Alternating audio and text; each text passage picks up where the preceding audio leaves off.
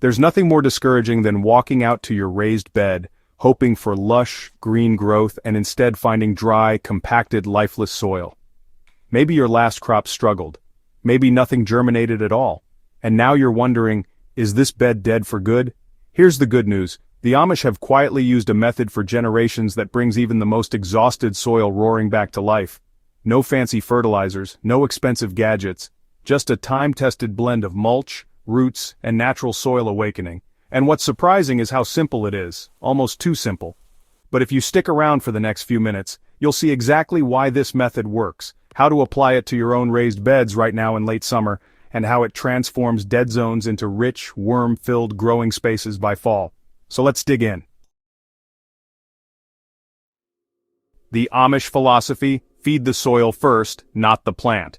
The Amish don't treat gardening as a sprint, it's a relationship with the land. When a raised bed dies, they don't rush to dump in quick-fix fertilizers. Instead, they rebuild from the bottom up, layer by layer, root by root. At the core of this revival strategy is one golden rule: always be feeding the soil, even when you're not planting crops. And that starts with one thing: organic matter. Think fallen leaves, half-rotted hay, old grass clippings, wood chips, weeds without seed heads, even kitchen scraps. Anything once alive becomes food for the microbes that reawaken your soil. In a raised bed that's gone silent, your first step is to stop thinking about planting and start thinking about layering. Lay down whatever organic material you have, thick and deep. It doesn't have to be pretty or uniform. What matters is coverage and diversity. If you've got access to manure, especially from horses or chickens, it's worth its weight in gold here. But even without it, you can start. The idea is to bury your bed in biomass until it looks more like a compost pile than a garden. This is how the Amish reset a bed's biology, by letting the soil digest before it produces again.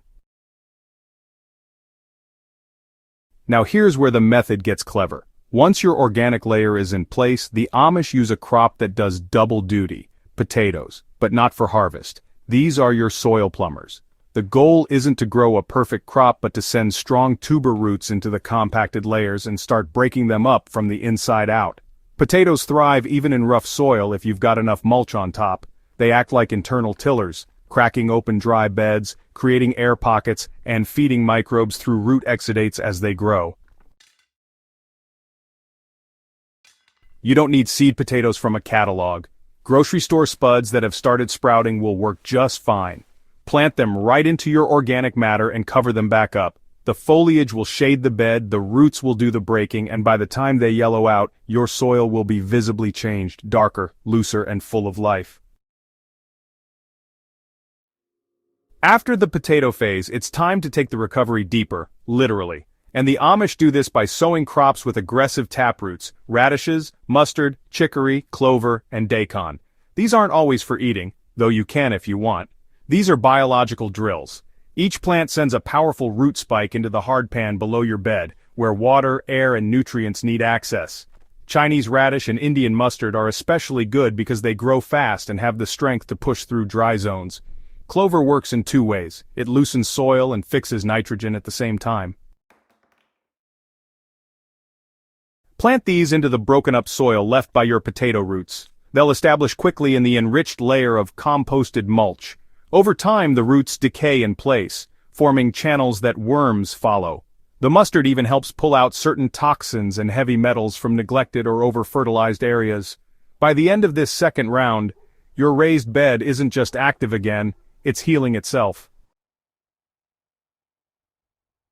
While, most gardeners overlook trees, the Amish often grow fast-cycling species like acacia or tagasasti near their garden plots. Why? Because these trees provide endless green matter to chop and drop.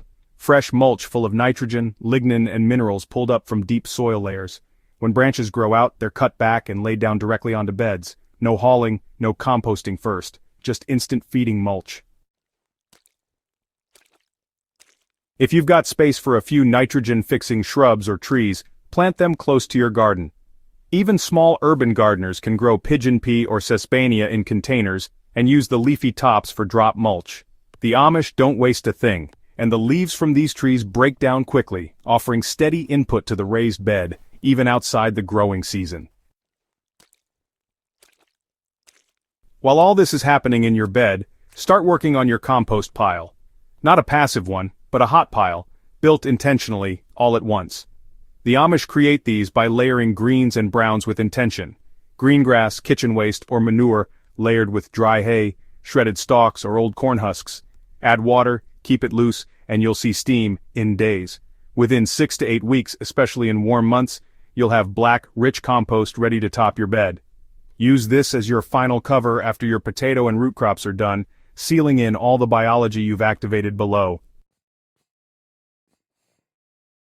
This compost isn't just a fertilizer, it's the living inoculant for everything that follows. It brings in bacteria, fungi, and enzymes that stabilize your rebuilt soil structure. The Amish view compost as sacred because it transforms dead things into life, and nothing restores a garden faster than that. When done right, this method turns a dead raised bed into a living soil factory in under 2 months. You've added layers of decaying mulch sent in deep-breaking roots, seeded in clover to fix nitrogen, and fed everything with homemade compost. Even better, you've attracted worms without needing to import them. They come to the party naturally when the food arrives. By the time you're ready to plant fall crops or overwintering vegetables, your soil isn't just improved, it's resilient. Water drains properly, roots go deep, microbes are humming, and best of all, you're no longer dependent on synthetic inputs. You've built fertility the way the Amish have for generations, quietly, patiently, and with nothing more than what nature gives. If this method opened your eyes to a new way of reviving your garden, do us a favor, hit that subscribe button and share this guide with a fellow gardener who needs it. At Hydro Haven, we're all about real results from real soil.